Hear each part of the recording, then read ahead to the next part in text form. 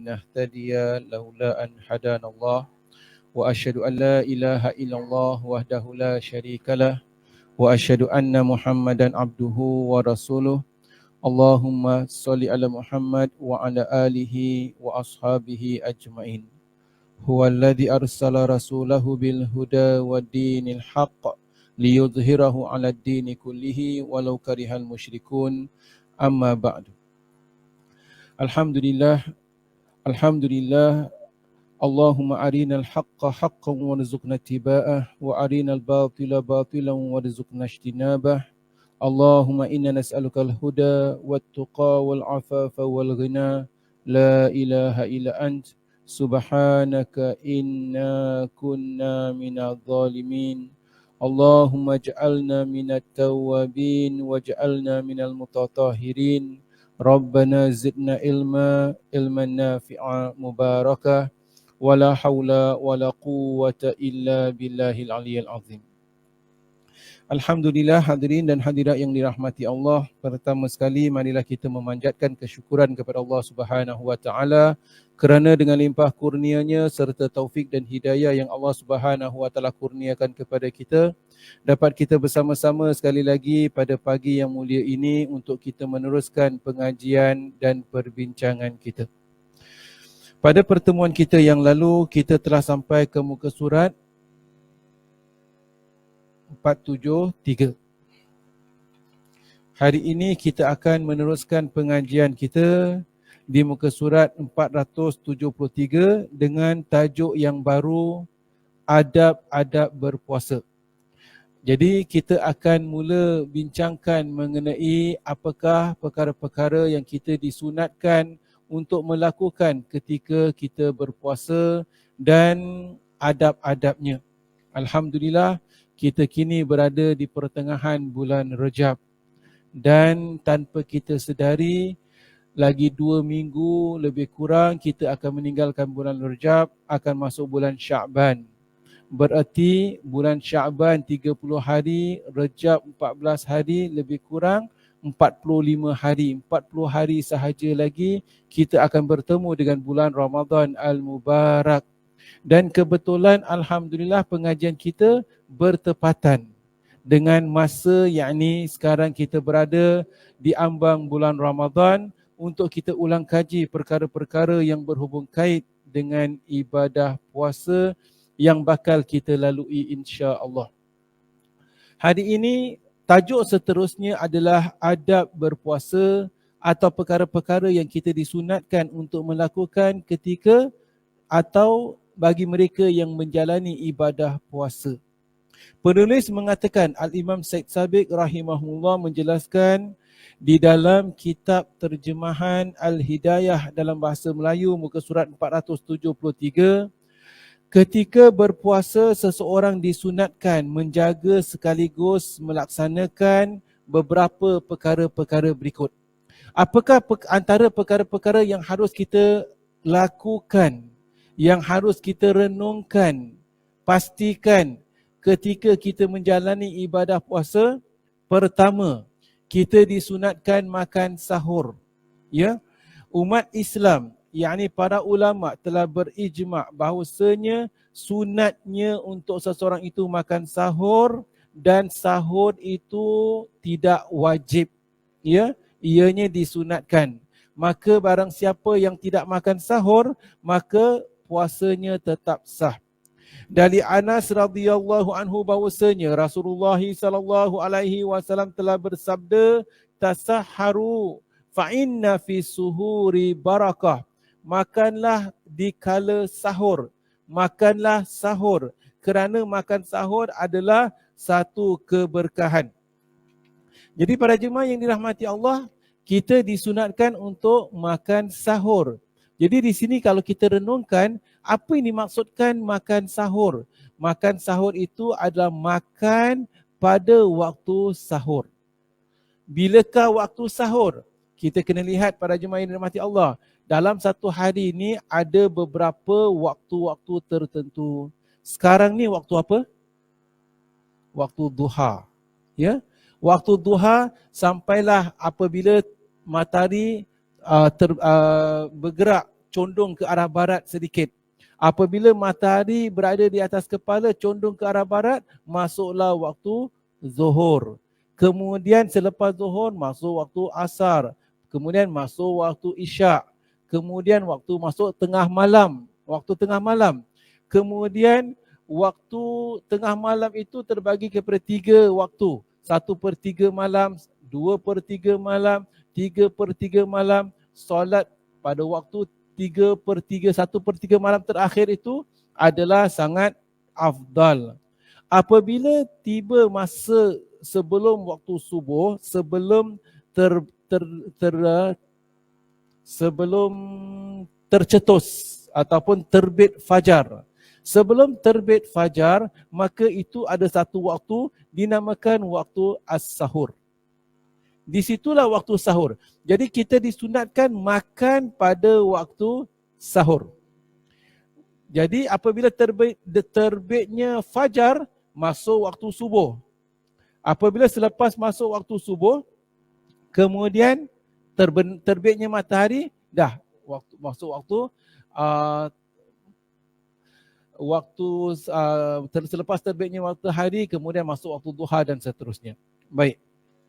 Ada yang mengatakan sebelum itu ada waktu isyraq, sebelum masuk waktu duha dan sebagainya. Kemudian pada jemaah yang dirahmati Allah, duha sampailah waktu zuhur. Perbincangan kita adalah kita disunatkan makan pada waktu sahur. Dan bukan makan pada waktu malam. Yang orang Melayu kadang-kadang katakan, tak apalah saya saya sahur awal. Sebelum tidur saya nak sahur sekali. Itu bukan sahur, tu makan malam. Sahur tu sebelum subuh tu waktu sahur. Tasahharu, makanlah di kala sahur, di waktu sahur. Kerana makan sahur itu adalah suatu keberkahan. Kita disunatkan bersahur. Yang kita katakanlah ya. Baik. Dari Al-Miqdam bin Ma'diyaq Riba, daripada Nabi SAW, beliau telah mengatakan, alaikum bihadha suhur fa'innahu huwal ghadha'ul mubarakah. Hendaklah kalian itu makan sahur kerana itu adalah makan yang penuh keberkahan. Jadi kita disunatkan untuk makan sahur ataupun makan pada waktu sahur kerana makan sesuatu itu penuh dengan keberkahan. Makan sesuatu pada waktu sahur bagi mereka yang nak menjalani ibadah puasa. Kita bukan disuruh makan dengan makanan yang banyak. Kita bukan disuruh makan nasi biryani. Kita bukan disuruh makan nasi sekalipun. Kita bukan disuruh makan berat-berat. Tetapi kadar makanan yang kita dituntut adalah apa juga makan atau minum pada waktu sahur ada barakah. Kalau kita ngantuk sangat, tak boleh bangun, ngantuk sangat, sadarkan diri, minum air, makan atau minum pada waktu sahur, alhamdulillah, dah tercapai sahur. Kalau kita ngantuk sangat ataupun tak ada makanan, get ready 1 biji kurma, makan pada waktu sahur, ada barakah.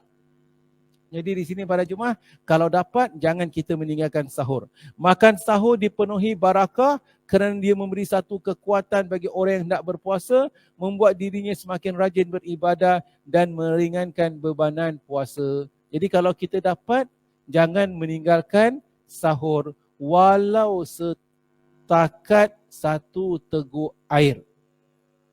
Itulah perkara yang kedua yang ingin kita bincangkan, bagaimanakah tercapainya makan sahur. Penulis mengatakan, bersahur dianggap memadai apabila makan dengan banyak atau sedikit, walaupun dengan seteguk air, seperti mana saya sebutkan tadi. Dari Abu Sa'id Al-Khudri radhiyallahu anhu bahwasanya Rasulullah SAW telah bersabda, as-suhuru barakah fala tada'uhu. Bersahur itu penuh keberkahan, maka jangan kalian meninggalkannya. Walau an yajra'a ahadukum jar'atan ma. Walau janganlah kalian itu meninggalkannya, walau seseorang di antara kalian hanya dapat bersahur dengan seteguk air. fa innallaha wa malaikatahu yusalluna 'alal mutasahhirin. Kerana Allah dan para malaikat akan berselawat untuk orang-orang yang bersahur, akan memberi rahmat. Maksud berselawat di sini akan merahmati, memberkahi orang yang sahur. Maka jangan kita ambil ringan. Ngantuk macam mana sekalipun, malas macam mana sekalipun, tadi malam dah makan, besok nak kena kerja, kejutkan setakat minum air pada waktu sahur. Ya, jangan kita tinggalkan.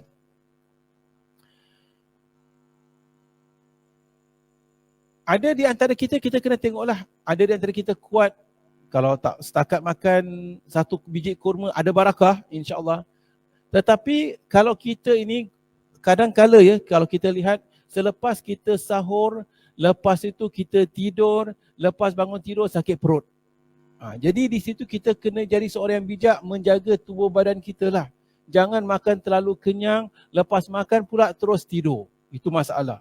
Kalau dapat lepas sahur, kita dapat tunggu solat subuh, kemudian lepas solat subuh kalau nak rehat, alhamdulillah. Bergantung kepada individu-individu tertentu kerana ada di antara kita bekerja.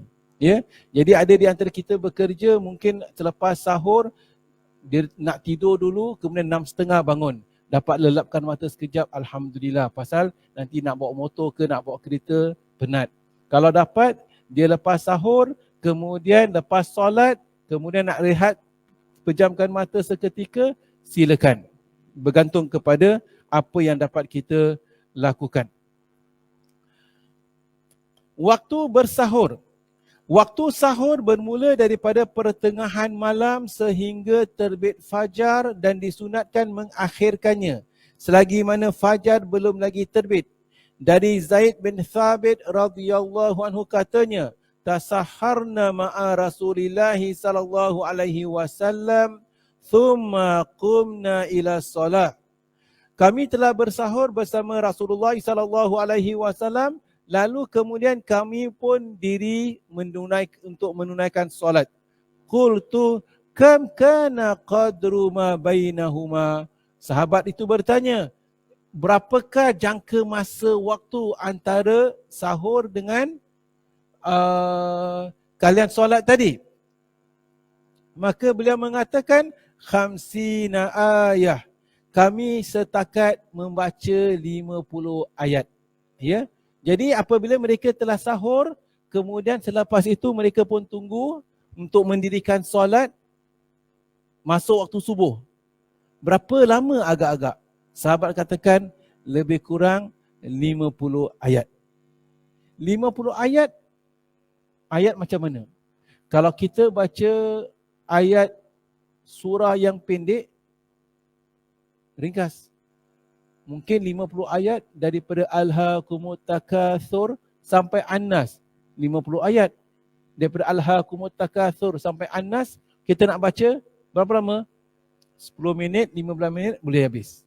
Kalau kita baca surah yang agak sederhana, kalau 50 ayat, katakan surah Al-Baqarah atau surah-surah yang biasa, 50 ayat itu lebih kurang 10, 15, 20 minit paling-paling. Jadi demikianlah para jemaah yang dirahmati Allah, para sahabat ketika mereka sahur, kemudian diri tunaikan solat itu lebih kurang 20 minit, setengah jam. Jadi kalau kita dapat gauge pukul berapa waktu sahur yang terbaik, ikut konteks kita, subuh pukul berapa? Kadang-kadang subuh 5.45. Sahur pukul berapa? Bergantung kita makan apa. Kalau sekadar makan biasa begitu, mungkin apa yang boleh kita lakukan, selepas pukul 5 dah boleh sahur. Selepas pukul 5 kita boleh sahur, kemudian kita stop 5.30, stop 5.30 sampai 5.45, kita jangan makan lagi. Itu yang dinamakan sebagai imsak. Imsak berarti kita menahan diri. Imsak berarti kita stop makan. Stop makan berapa lama? Para sahabat sahur, kemudian stop makan lebih kurang seperti disebutkan tadi 50 minit, 50 ayat. Jadi kalau dapat kita stop makan, itu dah dinamakan imsak. Imsak adalah supaya kita dapat pada masa yang sama, kita dapat memastikan kita tak termasuk sampai waktu subuh. Bilakah kita mula puasa? Seseorang itu mula puasa dengan terbit fajar. Terbit fajar tu bila? Masuk waktu subuh. Bila kita mula puasa? Dengan masuknya atau berkumandang azan subuh. Jadi untuk mengetahui bila mula berpuasa adalah dengan berkumandang azan subuh, itu kita mula puasa. Tetapi bila kita stop makan bukan betul-betul azan subuh. Kalau dapat kita stop makan 10-15 minit sebelum subuh supaya kita dapat beri masa di mana kita tak akan termasuk waktu subuh. Pada masa yang sama, kita juga beri masa kalau pada selepas kita berhenti makan, kadang-kadang kita sedawa, kadang-kadang kita nak berus gigi, nak bersihkan gigi atau sebagainya, semua boleh kita lakukan. Akan tetapi pada waktu-waktu tertentu, katakan kita terbangun lewat azan 5.45, sadar saja dah 5.40, dah tak sempat nak makan. Pada ketika itu apa boleh kita buat? Terus ambil segelas air, teguk air. Seteguk air, itu sahur kita. Habis Ustaz, radio dah umumkan dah masuk waktu imsak. Tak mengapa.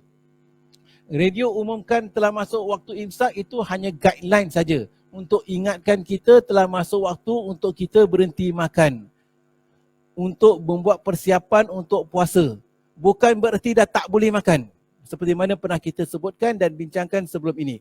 Bahkan kalau seseorang itu sedang makan sahur, sedang makan, kemudian waktu dia makan, radio umumkan kini telah masuk waktu imsak di Singapura. Kita sedang makan, habiskan makan, tak mengapa. Kerana waktu imsak bukan masuk waktu bermula puasa. Seperti mana telah kita sebutkan, bermula puasa dengan masuknya waktu subuh. Dan imsak juga berbagai-bagai. Ada di antara kita nak berimsak 15 minit sebelum azan subuh, silakan. Ada di antara kita nak imsak 10 minit sebelum azan subuh, silakan. Ada nak 5 minit sebelum azan subuh, silakan. Ada 20 minit, bergantung kepada apa yang kita rasa sesuai, boleh. Hari ini kita 15 minit, kita semua dah kenyang, Alhamdulillah. Maka kita bangun awal, besok kita bangun lewat, kita imsak 10 minit sebelum azan subuh, boleh, tak ada masalah. Kerana kita tidak berimsak seperti mana kebiasaan pun diperbolehkan seperti mana telah kita sebutkan. Jadi saya nak kita faham supaya kita ni taklah terlalu kadang-kala terlalu strict. Telah masuk waktu imsak dah, dia buang-buang makanan. Taklah sedemikian. Pada masa yang sama, saya juga tak nak kita terlalu ambil ringan. Ambil ringan berarti imsak tak ada dalam Islam. Yang penting kita mula puasa dengan masuk waktu azan subuh. Selagi mana radio belum berkumandang, selagi itu dia makan. Sampailah DJ radio katakan, maka kini telah masuk waktu subuh. Terus macam mana? Dah kelang kabut. Ya Allah. Macam gitu sekali kita ni. Jadi selagi mana belum Allahu Akbar, mereka juga yang kat radio tu pun manusia yang akan press button. Betul kan? Yang azan tu pun mereka ambil guideline daripada radio untuk nak tahu masuk waktu subuh ke, masuk waktu maghrib dan sebagainya. Demikian para jemaah. Jadi kita dituntut untuk makan sahur dan melewatkan sahur. Jadi apabila kita katakan melewatkan sahur itu para jemaah, bukan 1 minit sebelum waktu subuh. Itu bukan melewatkan sahur. Bukan 5 minit sebelum subuh. Bukan 10 minit sebelum subuh. Itu bukan melewatkan sahur. Apabila kita katakan melewatkan sahur, azan subuh 5.45, kita makan pukul 5, dah pas, dah lewatkan sahur dah. 5 suku kita makan, dah bagus, dah lewatkan sahur dah. Kita makan berapa lama? 15 minit, daripada 5.10 sampai 5.30 plus minus, Alhamdulillah. Itu dah dikira melewatkan sahur. Jangan keliru, melewatkan sahur bukan berarti 1 minit sebelum azan. Kenapa kita katakan melewatkan sahur? Pasal dekatkan dengan subuh. Jangan jadi termasuk kategori orang-orang yang kononnya bersahur jam 12 malam. Itu yang tak lewatkan sahur tadi. Dari Ammar bin Maimun katanya, kana ashabul Muhammad sallallahu alaihi wasallam ajalan nasi iftara wa abtahum sahura.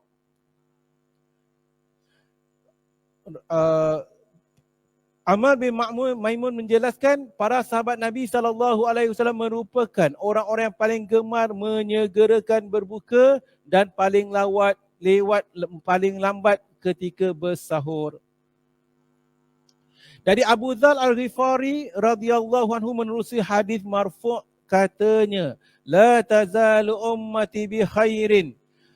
Umatku senantiasa berada di dalam kebaikan, ma'ajjalul fitr wa akharus sahur. Selagi mana mereka itu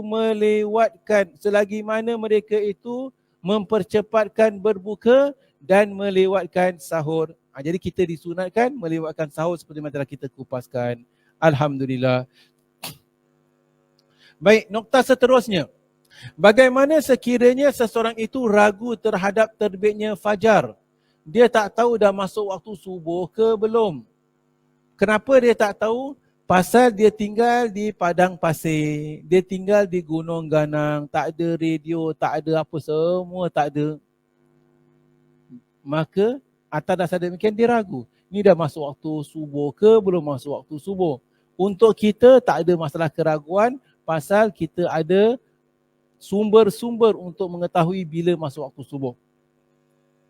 Sekiranya seseorang merasa ragu sama ada fajar sudah terbit ataupun belum, maka dia tetap dibolehkan makan dan minum sehinggalah benar-benar yakin bahawa dia telah terbit fajar dan keraguannya tidak boleh dijadikan sebagai pegangan. Kerana Allah Subhanahu Wa Taala melarang daripada makan dan minum sehinggalah fajar benar-benar terbit, bukannya berlandaskan kepada keraguan. Ya, jadi secara ringkas, bilakah kita makan sahur? Selagi mana kita yakin belum masuk fajar, belum masuk waktu subuh, boleh kita makan. Tetapi bukan seperti yang saya katakan, bukan untuk kita. Untuk kita, kita ada radio. Kita ada sumber informasi. Tahu sahur subuh pukul berapa? Subuh 5.43. Berarti kita tengok jam, tahu 5.43, tengok ada sebab-sebab, ada cara untuk mengetahui. Tak boleh kata kita tak tahu. Kalau kita tak tahu, agak-agak kita keluar rumah pergi kerja, tahu pula nak kena keluar pukul berapa. Tahu pula nak kena sampai office pukul berapa. Kalau nak kena naik kapal terbang, tahu pula nak kena be at the airport 2 hours before departure. Tiba-tiba sahur saja tak tahu pula. Jadi untuk orang yang tinggal bandar ni semua, no excuse. Ni orang yang tinggal kampung yang tak ada sumber informasi atau sebagainya. Demikian para jemaah yang dirahmati Allah. Bahkan pernah seorang lelaki berkata kepada Ibnu Abbas radhiyallahu anhu, aku bersahur, namun apabila jika aku ragu, aku pun terus berimsak. Yakni menghentikan diri daripada terus makan dan minum. Mendengar itu Ibnu Abbas berkata, makanlah selagi mana kamu masih ragu. Selagi mana masih ragu, yakni belum confirm. Sehingga akhirnya kamu tidak ragu lagi. Imam Abu Daud berkata, Abdullah mengeluarkan fatwa bahawasanya seseorang yang ragu sama ada fajar sudah terbit atau belum tetap dibolehkan makan sehingga benar-benar yakin bahawasanya fajar telah terbit. Inilah mazhab Ibnu Abbas radhiyallahu anhu, Atha, Auza'i dan Imam Ahmad. Menurut Imam Nawawi, para sahabat dalam mazhab Syafi'i bersepakat bahawasanya dibolehkan makan bagi seorang yang meragukan akan terbitnya fajar. Jadi satu bab ini tak perlu bincanglah, buat waste time. Untuk kita lah. Sebab ianya membincangkan mengenai seseorang yang tak tahu. Cuma kenapa tetap bincangkan? Sebab kadang-kala kita berlaku. Katakan kita sedang bermusafir, ya, sedang kita pergi Korea lah, ataupun kita pergi Jepun ke, pergi negara bukan negara Islam. Kan kita ada handphone. Ya betul, katakan handphone bateri flat. Dan kita tak tahu, ni subuh ke berapa ya. Jadi tak pasti. Tengok dah gelap ke terang, selagi mana ini gelap boleh makan ke minum. Maksudnya begitu, kalau kita berada dalam keadaan was-was ataupun seorang itu kena tahan, berada dalam tahanan polis ke tahanan apa tahanan sekalipun lah. Kemudian tak tahu jam semua tak ada, ni dah subuh ke belum? Tengok masih belum ni. Selalu azan subuh adalah saya dapat rasa ni rasa belum subuh. Jadi baru tersadar, boleh makan tak? Makan dulu selagi mana belum yakin. Itu maksudnya. Jadi secara ringkas, selagi mana kita tahu, kita yakin belum subuh, bolehlah kita makan. Begitu juga seseorang yang berada di dalam kapal terbang. Seorang yang berada dalam kapal terbang, secara umum dia berada dalam kapal terbang berarti dia tu bermusafir. Orang yang bermusafir diberi keringanan untuk tidak berpuasa. Tetapi katakan dia tetap nak puasa. Pasal ni dah sampai dah, okey dah. Setakat dalam perjalanan satu tempat ke satu tempat. Kemudian dia tengok ini dah waktu, ni masih gelap ni. Aku baru tersadar, dia minta pramugari air seteguk air. Boleh tak dia minum? Boleh, kerana dia tak yakin. Kat sini, kawasan sini subuh pukul berapa dan sebagainya. Selagi mana tak yakin, maka dia boleh makan dan minum. Wallahu a'lam bishawab. Sambung perbincangan. Nokta seterusnya, kita juga disunatkan menyegerakan berbuka. Kalau sahur, kita disunatkan melewatkan sahur. Kalau berbuka, kita juga disunatkan menyegerakan berbuka. Penulis mengatakan, disunatkan bagi orang yang berpuasa menyegerakan berbuka apabila matahari telah terbenam. Dari Sahal bin Sa'ad bahawasanya Nabi SAW telah bersabda, la yazalu nasu bi khairin ma'ajjalu fitr. Umat manusia pasti senantiasa berada dalam kebaikan selagi mana mereka menyegerakan berbuka. Jadi kita disunatkan menyegerakan berbuka. Kalau sahur, melewatkan sahur. Jadi kita ni apabila telah berkumandang azan maghrib, janganlah kita action macam action bagus kononlah. Kita kat dapur, tak apa. Apa saya habiskan dulu ni, masak semua dulu. Awak buka dulu tak apa. Kemudian azan maghrib pukul berapa? 7.10 minit. 7.45 dah habis masak semua. Mana tu? Bukan dalam kebaikan. Ataupun awak tak apa semua makan dulu sama. Saya nak solat maghrib dulu. Terus dia solat maghrib 7.50 baru makan. Tak. Pada ketika terbenamnya matahari, amalan yang terafdal, yang wajar seharusnya dilakukan oleh seseorang Muslim pada bulan Ramadan, terbenamnya matahari, adalah berbuka. Berbuka pada ketika itu lebih afdal daripada mendirikan solat. Berbuka pada ketika itu lebih afdal daripada membaca Quran, daripada berzikir dan sebagainya. Berbuka pada ketika itu lebih afdal. Dan berbuka adalah ibadah. Kita tak berbuka, dosa. Pasal aku tak apa, aku puasa, teruskan sampai besok. Itu tak ikut sunnah, berdosa. Berbuka, afdal. Kerana kita berbuka mentaati perintah Allah dan perintah Rasul. Ikut sunnah Nabi SAW. Cuma bila kita berbuka, disunatkan mempercepatkan buka, jangan melewat-lewatkan. Kalau kita tengah masak atau tengah ada hal sekalipun, ni dah waktu berbuka, tak ada apa-apa, ambil air, seteguk air, batalkan. Seperti mana dalam bab kita bincangkan tentang sahur, sahur bukan bererti makan nasi biryani, berbuka juga bukan bererti mesti ada nasi biryani, mesti ada bandung, mesti ada air kathira dan sebagainya. No, itu tak ada kena-mengena dengan berbuka. Berbuka adalah mengambil sesuatu, batalkan puasa, itulah berbuka. Kalau kita berada di rumah, batalkan puasa. Jadi kita jangan melewat-lewatkan. Pada masa yang sama itu juga bukan berarti, Ustaz, kita disunatkan mempercepatkan buka. Baiklah. Jadi kita ambil air, get ready. Bismillah. Ini apa ni? Cepatkan berbuka ni. Azan Allah terus masuk. Benda Allah terus masuk. Itu bukan demikian juga. Jadi maksud mempercepatkan berbuka itu bukanlah dah masuk waktu azan, dah masuk waktu maghrib, terus kita relax. Makan tu tak apa, nanti mak ngah boleh makan kemudian nak basuh pinggan mangkuk lah. No mak ngah, no mak pia ke, mak ngah ke, mak long ke, no. Batalkan dulu. Azan saja batalkan puasanya dulu, ya. Sehinggalah seseorang itu berada dalam bas ke, dalam MRT ke, dalam apa sekalipun, batalkan. Kalau dalam MRT, kita tahu kita dalam perjalanan MRT, maka kalau kita boleh bawa, Ustaz, dalam MRT tak boleh makan, no food, no drink, tak boleh makan, tak boleh minum. Kalau boleh bawa gula-gula ke, ambil, batalkan. Undang-undang gula-gula pun tak boleh. Baiklah, gula-gula pun tak boleh. Kalau kita berada dalam MRT, kalau boleh telah masuk waktu maghrib, dah tahu, bismillah, ambil jari kita, isap, batalkan. Niatkan, sedut, untuk batalkan.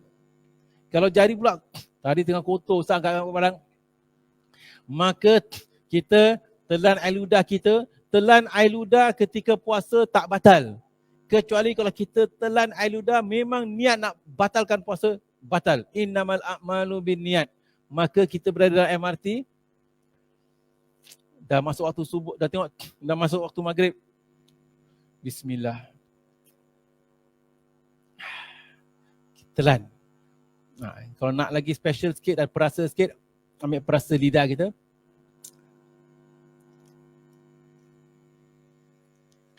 Alhamdulillah. Maka telah batalkan puasa kita. Innamal a'malu binniyat. Ya, alhamdulillah. Jadi Islam itu indah. Di mana jua kita berada, kita boleh amalkan Islam. Alhamdulillah. Konsep berbuka mestilah bandung air kathira ni semua tak ada. Nanti kita bincangkan. Baik. Sebaiknya berbuka dengan buah kurma, dan jika tidak ada maka berbukalah dengan meminum air.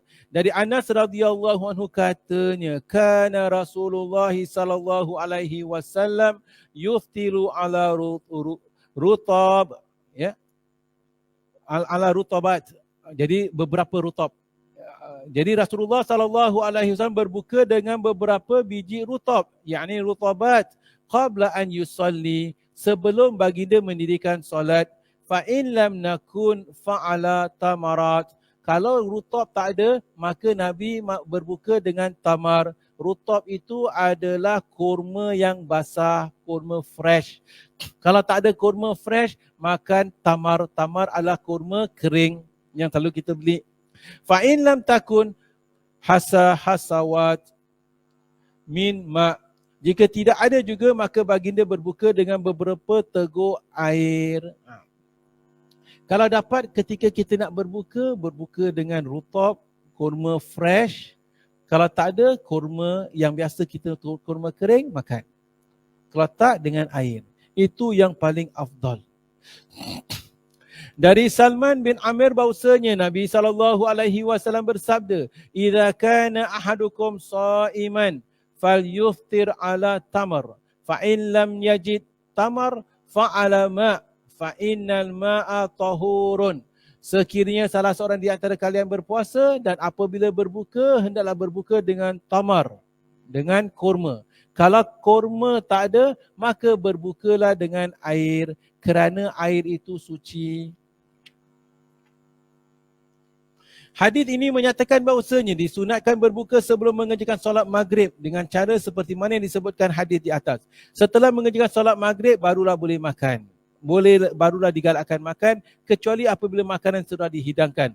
Maka hendaklah orang berpuasa makan terlebih dahulu kalau makanan telah dihidangkan. Berdasarkan hadis yang ada dari Anas bahawasanya Nabi SAW bersabda, "Idza quddimal asya'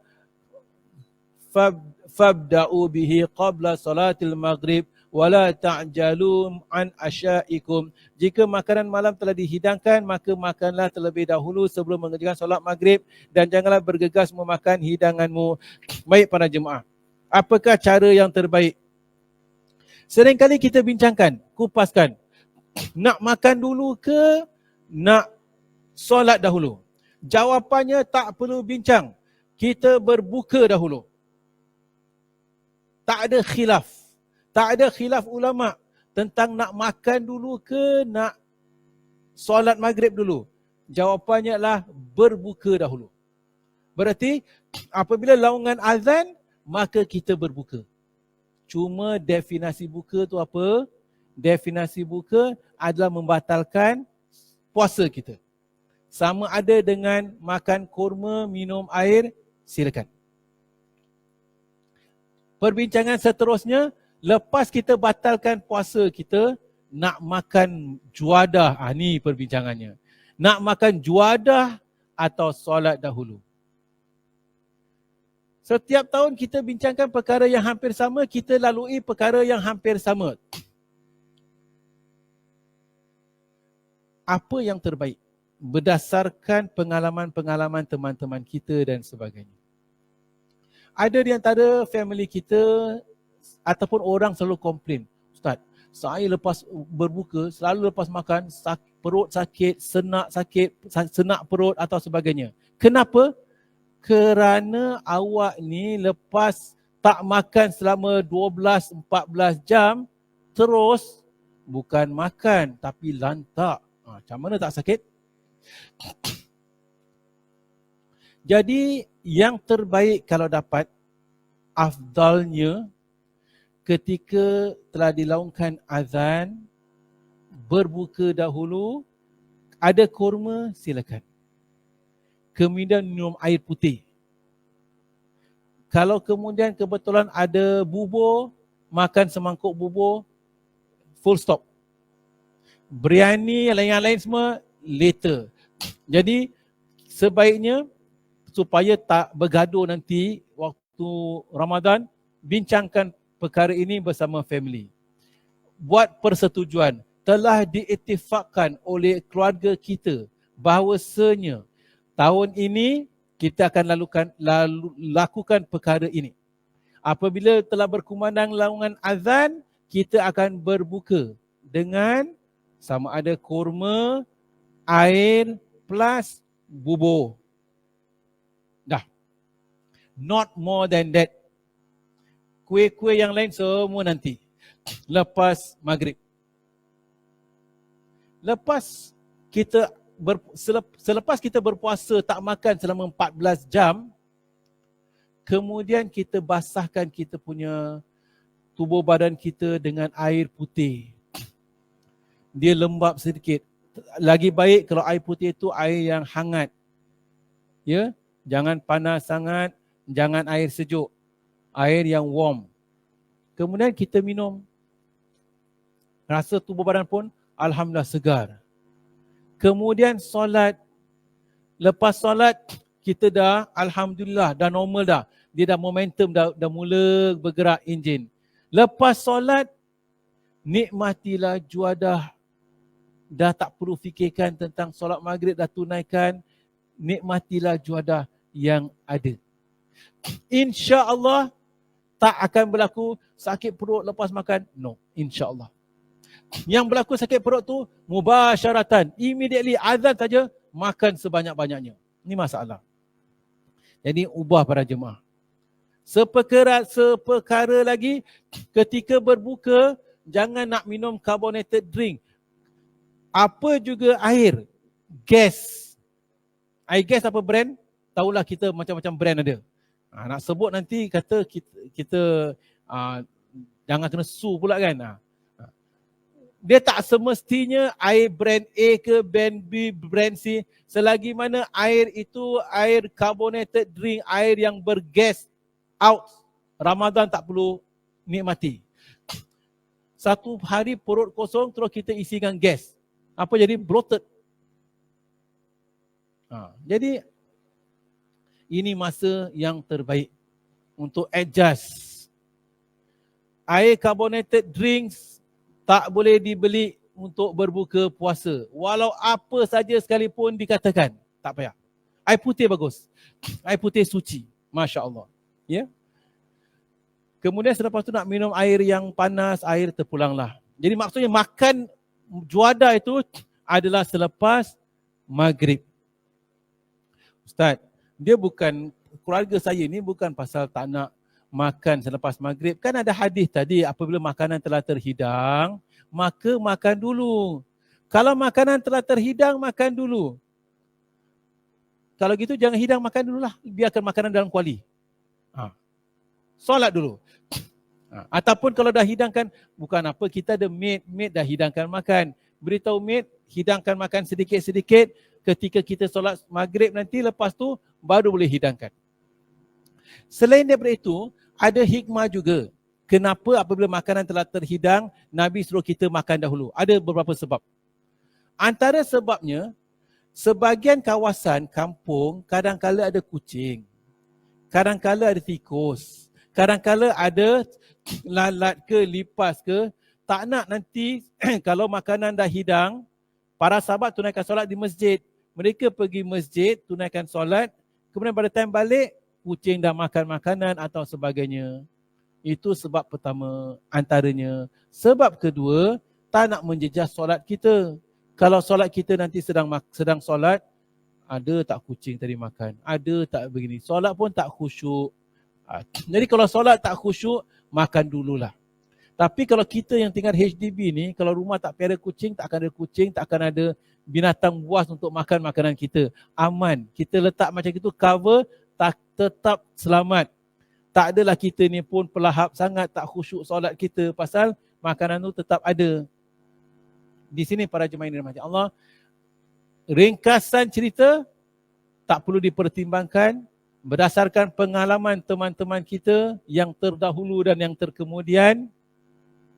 Berbuka dahulu, kemudian solat berjemaah kalau dapat, kemudian lepas tu nikmati juadah. InsyaAllah perut tak sakit, makan dengan tenang, dapat kenikmatan. InsyaAllah. Ya, alhamdulillah.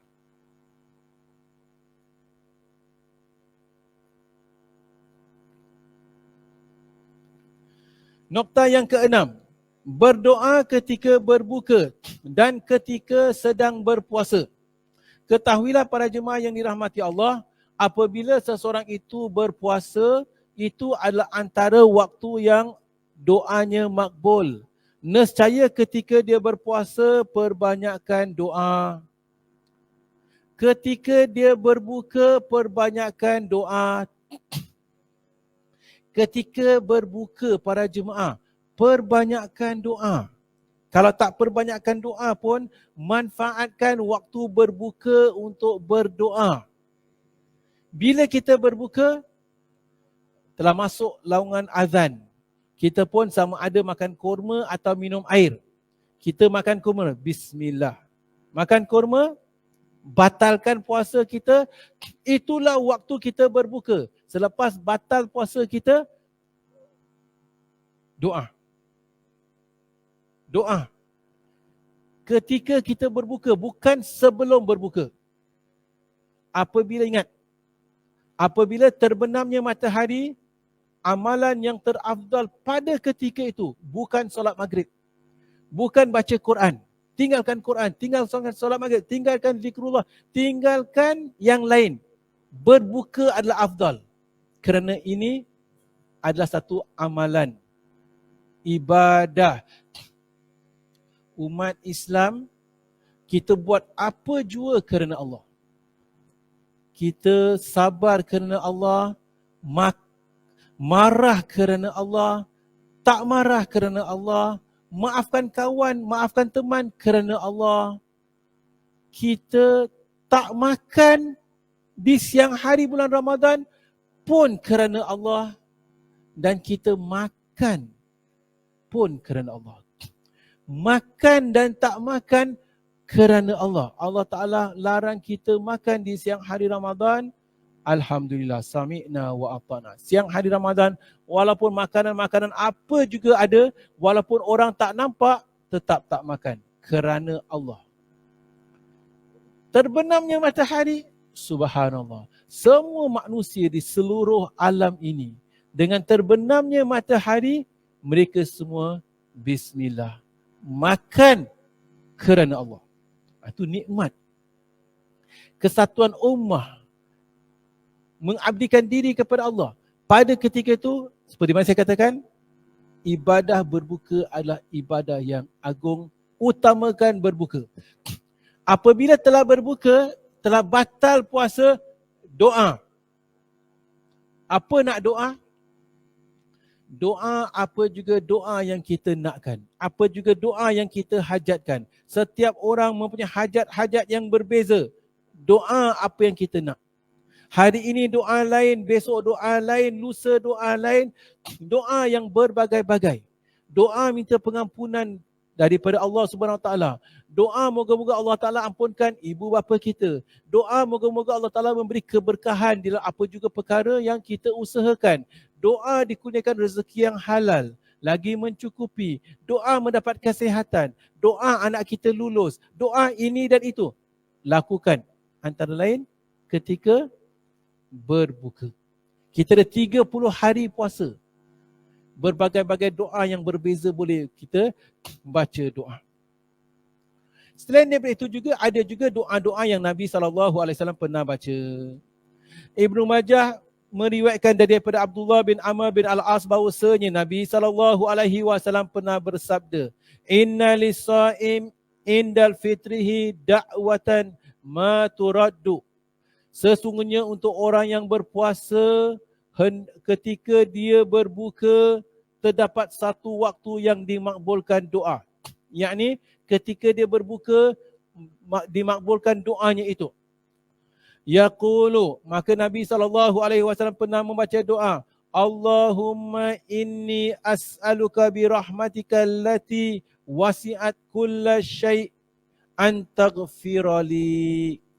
Yang bermaksud, ya Allah, aku mohon kepadamu dengan rahmatmu yang meliputi segala sesuatu, antaghfirali.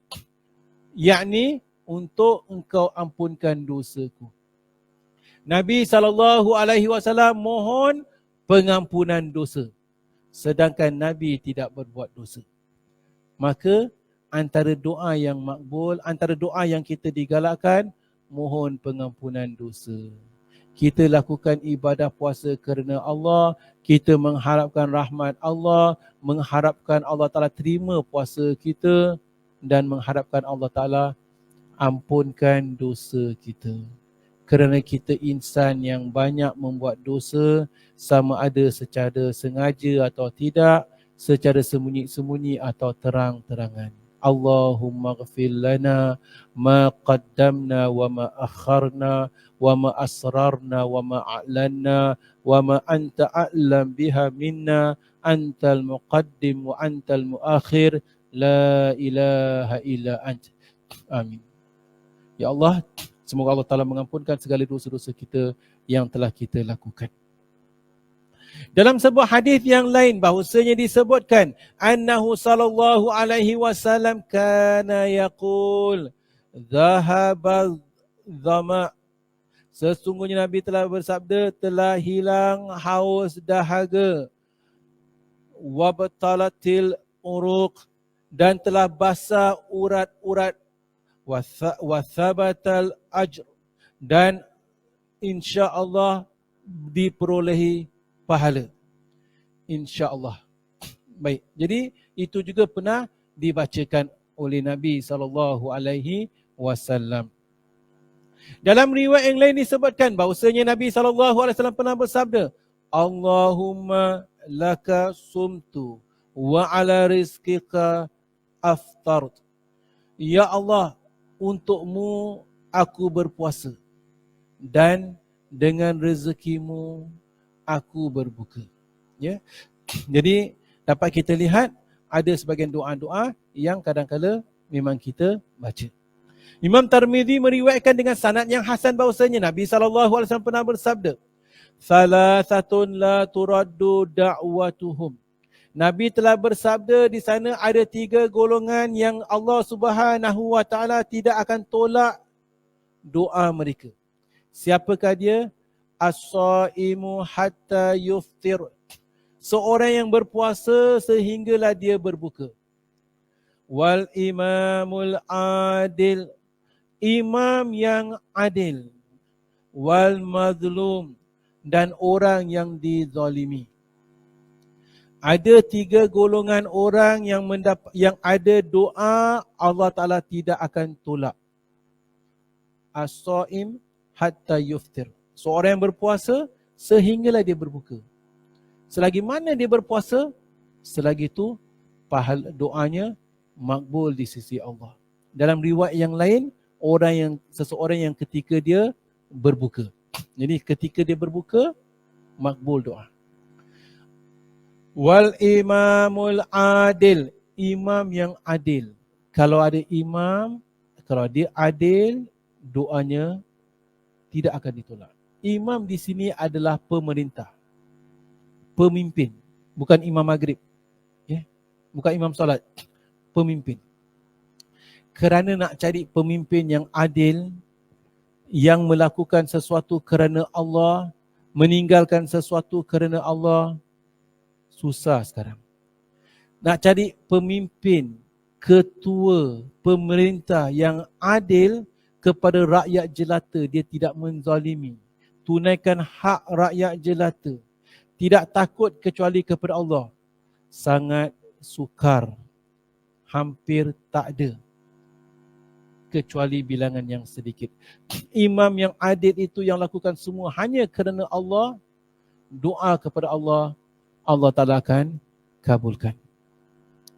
Golongan yang ketiga, yang doanya tidak akan ditolak adalah al-mazlum. Seorang yang dizalimi. Seorang yang dizalimi, kita tak buat dia, kita tolong dia ikhlas kerana Allah. Bahkan kawan kita permainkan kata-kata kita sampai kita teraniaya. Kita dizalimi. Pada ketika itu, angkat tangan, doa kepada Allah. Doa makbul. Ketika kita dizalimi, kita tahu kita dizalimi. Once kita tahu kita dizalimi, kita ada kad doa makbul. Kita ada satu kad doa makbul. Bagaimana kita nak guna kad tersebut? Kalau kita tahu kita ada satu kad, satu doa yang makbul, pasal kita dizalimi, dianiaya kawan kita. Kita tahu kita dianiaya, kita tahu kita dizalimi. Kita tahu diri kita, kita tak buat. Tapi orang aniaya kita, fitnah kita, zalimi kita. Doa. Tetapi memandangkan kita ada satu doa yang dizalimi, doa apa yang nak baca? Jangan rugikan doa tersebut. Kita dizalimi, ada orang kata kau tak selamat, kau kena langgar lori kayu balak. Kau tak selamat, kena langgar lori apa? Macam-macam kita doa. Rugi. Kalau kita tahu kita ada satu kad, kita tahu kita ada satu doa yang makbul. Doa apa? Ya Allah ya Tuhanku, aku ini dizalimi dan Engkau Maha mengetahui aku dizalimi. Aku mohon kepadamu ya Allah, masukkan aku ke dalam syurga-Mu. Selamatkan aku daripada api neraka-Mu. Itu doa minta. Urusan dia serahkan kepada Allah. Dia nak jadi apa tu urusan dia. Tetapi minta, kalau kita tahu kita ada satu doa yang makbul, minta selamat dunia akhirat. Minta diampunkan dosa. Masuk syurga. Amin. Jangan sembarangan. Ya. Sebab itu kita ni, kadang-kadang kita ikutkan marah, kadang-kadang kita apabila ikutkan marah, kita doa terlepas, makbul, wa iyadzubillah. Pada ketika itu dah menyesal dah. Engkau tak selamat, engkau nanti sakit perut sampai macam-macam doa lah. Kalau zaman dulu lagi, engkau tak selamat 7 keturunan. 7 keturunan tak selamat. Hasbunallahu wa ni'mal wakil. Sebab itu, kalau kita lihat orang tua tu dulu, mereka ketika marah ke, ketika apa, mereka cakap yang positif. Engkau anak bertuah betul? Anak bertuah.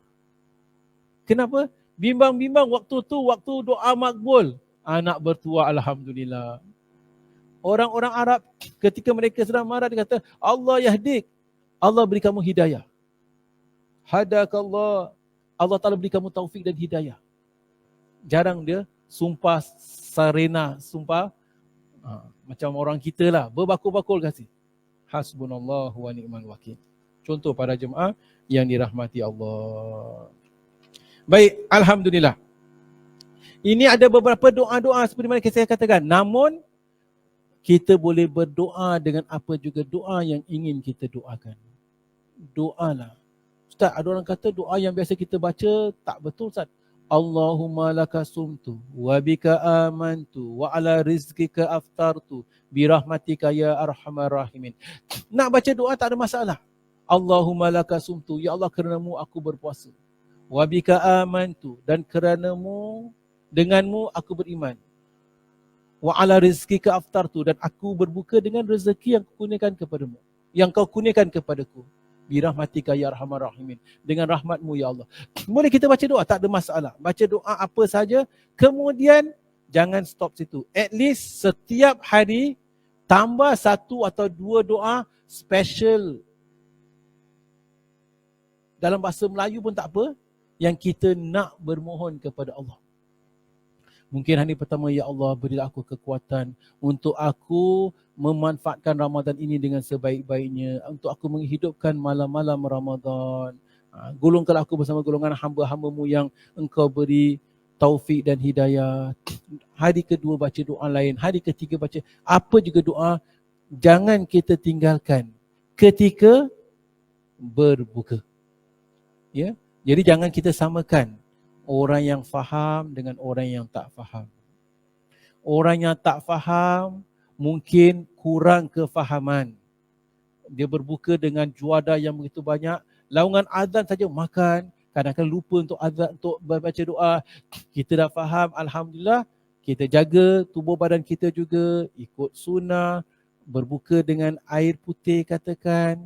Selepas berbuka sama ada dengan kurma, air putih. Kemudian kita baca doa, sambung air putih.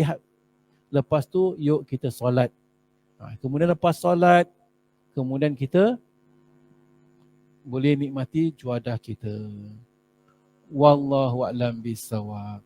Baik para jemaah yang dirahmati Allah, sampai nokta yang ke-6, kita akan sambung nokta-nokta yang seterusnya pada pertemuan akan datang.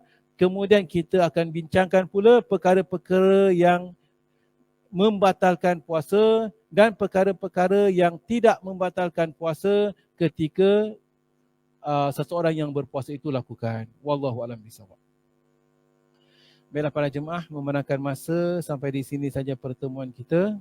Segala yang benar itu daripada Allah Subhanahu wa taala. Segala silap dan salah atas kelemahan saya sendiri. Wallahu a'lam bishawab. Sebelum saya tutup majlis, saya beri peluang kalau di antara kita ada soalan atau perkara ingin kita bincangkan, silakan.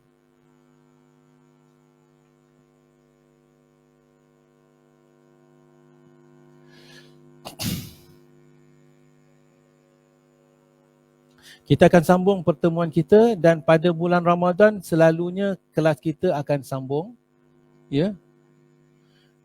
Dan untuk pengetahuan kita, ya, kuliah kita ini hopefully by Ramadan semua habislah, insya-Allah, ya. Selepas bab yang kedua ini, selalunya kita akan masuk bab yang ketiga. Akan tetapi bab yang ketiga nanti kita akan bincangkan tentang faraid, tentang haji, tentang hukum ahkam jenayat dan sebagainya. Selalunya bab-bab sedemikian nanti dah makin berat. Dan jadi ada sebagian jemaah mungkin agak berat. Jadi saya akan bincangkan dengan pihak masjid, ada yang sarankan kalau bab yang kedua ni bab puasa dah habis, mungkin kita tukar buku lain. Sama ada kita buat kupasan buku-buku tertentu lah. Saya ada juga tengok-tengok kat Muslim Media. Saya tengok, pastikan nak cari buku, nak kena buku yang ada stok. No point kita nak kupaskan buku, tengok sana sini semua tak ada stok. No point.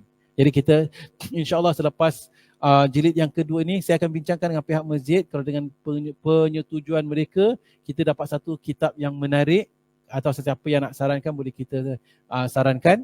Kemudian kita moga-moga selepas Ramadan kalau kuliah diteruskan kita dah boleh mula dengan kitab yang baru. Wallahu a'lam bishawab. Baiklah para jemaah, sampai di sini saja pertemuan kita. Segala yang benar itu daripada Allah Subhanahu wa taala. Segala silap dan salah atas kelemahan saya sendiri. Wallahu a'lam bishawab. Aqulu qauli hadza wa astaghfirullahal azim li wa lakum wa lisairil muslimin wal muslimat wal mu'minin wal mu'minat. Subhanakallahumma wa bihamdika asyhadu an la ilaha illa anta nastaghfiruka wa natubu ilaik. Wassalamualaikum warahmatullahi wabarakatuh.